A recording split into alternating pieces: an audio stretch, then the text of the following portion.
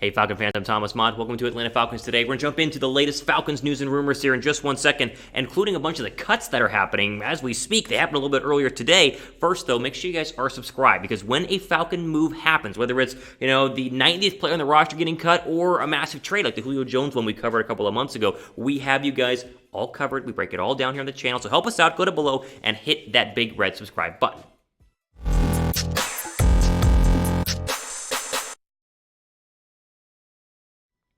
Let's go and jump into the latest Falcons news and rumors here on a Tuesday, as it is the day that teams have to go from 90 players on their roster to 85, as each Tuesday from here on out essentially will be another cut day, and we're going to get you guys plenty of updates on the current situation in terms of who the Falcons have cut. Some lesser-known guys, but some guys you guys should know nonetheless. We start with, of course, the notable cut dates. As I mentioned, this Tuesday, today, the 85-man roster cuts are due by like 4 p.m. Eastern Time. Atlanta is done. Some teams are not, so we get to your Falcon ones here early today. The 80-man roster cuts, so 5 more will go ahead and take place next Tuesday, and then the 53-man roster, the big roster cut, will take place at the end of the month on August 31st, as that's when you're going to have the surprise cuts, right? The people who are on the bubble are going to go versus the guys who were cut today who are, barely were able to make the roster anyway in terms of heading into training camp. We'll start with the first player who was cut. It was William Sweet, the offensive tackle who was brought over to be a depth guy. I mean, let's be honest, most of these guys were brought in to be depth guys, but all were given chances and did take snaps in the preseason with an opportunity to go ahead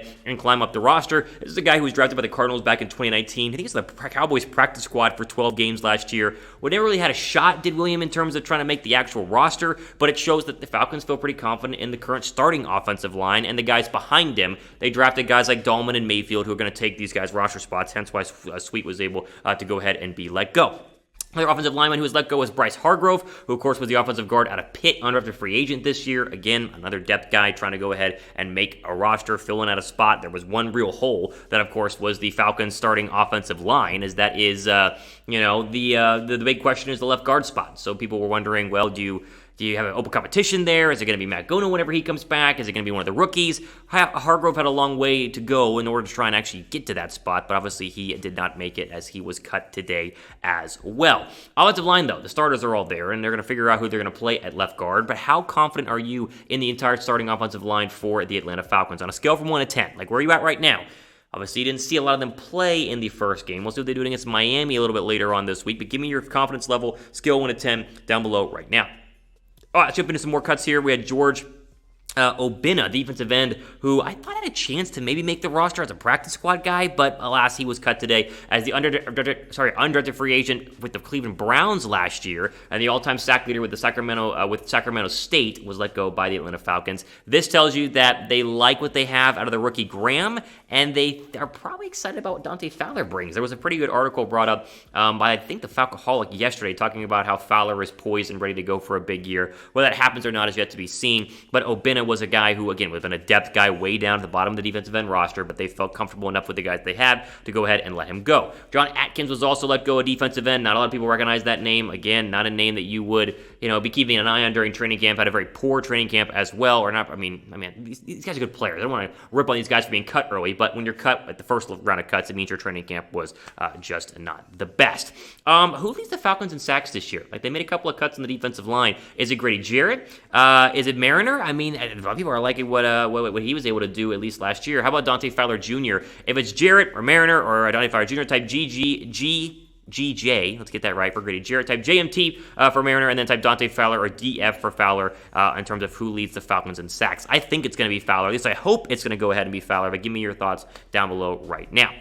Okay, again, these are the 5 players that were cut today. None of them are going to be shocking names. They're going to lead the headline at the AJC or make you go crazy, but they are, of course, Sweet, Hargrove, Obinna, Atkins, and Marcus Murphy, the safety, as he was the final one to go ahead and be let go. Obviously, the Falcons feel very confident with what they have right now at safety, most notably Richie Grant, and so Murphy had a long shot to make it at special teams, and he obviously was cut as well. So there were your 5 guys cut today. Again, more roster cuts are going to go ahead and come this time next week, and so we'll keep you guys up to date and covered if they make any surprising ones, because I would argue none of these guys, albeit respectfully, were a lock or had a real chance to go ahead and make the roster. Now, there will be some surprise cuts. Like, that is going to happen. So give me a name for a surprise roster cut coming forward in the future. Is there one that you think could be let go? Could it be one of the wide receivers, like Christian Blake? Could it be somebody else? Give me a name of a surprise roster cut you think could be cut at some point this season, or at least this offseason during training camp, down below right now in the comments section.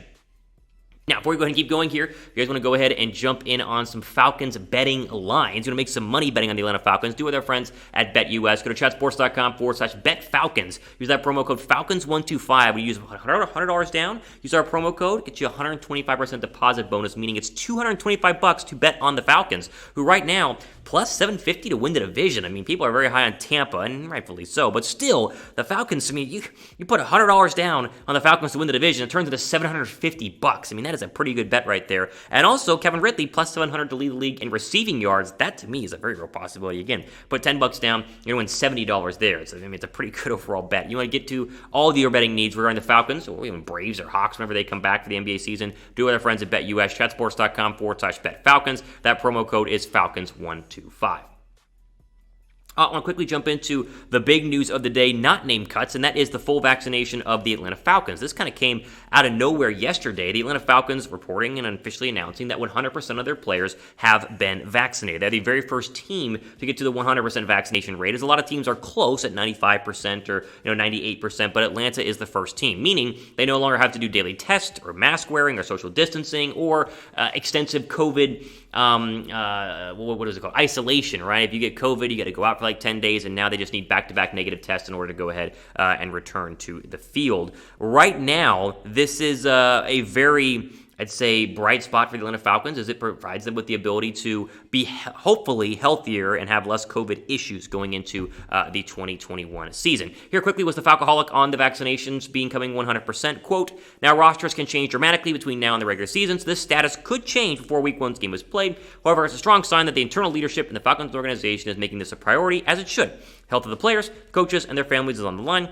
Seeing the Falcons lead the league in this endeavor is incredibly encouraging. As long as the Falcons maintain this status, the team will not be subject to the automatic forfeit of games according to the revised rules for the 2021 season. Hopefully this rule will only be a discussion point and not something that we actually will be used, but that decision remains with the individual players and coaches, end quote. Mentioned in the Falcoholic article was the idea that Matt Ryan was a key part of this, as he was one of the early adapters of the COVID-19 vaccine in the National Football League and kind of met with the players and gave them the proper information, and was a big, a talking point in terms of getting everybody fully vaccinated. So props to Atlanta for getting that milestone reached. I think more NFL teams will get there as well, but majority of NFL teams are already there or very darn close, and I think the NFL is going to have very little issues in terms of this year with COVID-19, but we'll knock on wood and see what happens. If you guys think it's a good idea and you guys are pumped for the Falcons being 100% vaccinated, give this video a thumbs up. Like, thumbs up right now for the Falcons not having to worry about any of those BS rules or any of the stuff that you have to do if you get COVID or forfeit games. That's all in the past. Give this video a thumbs up right now.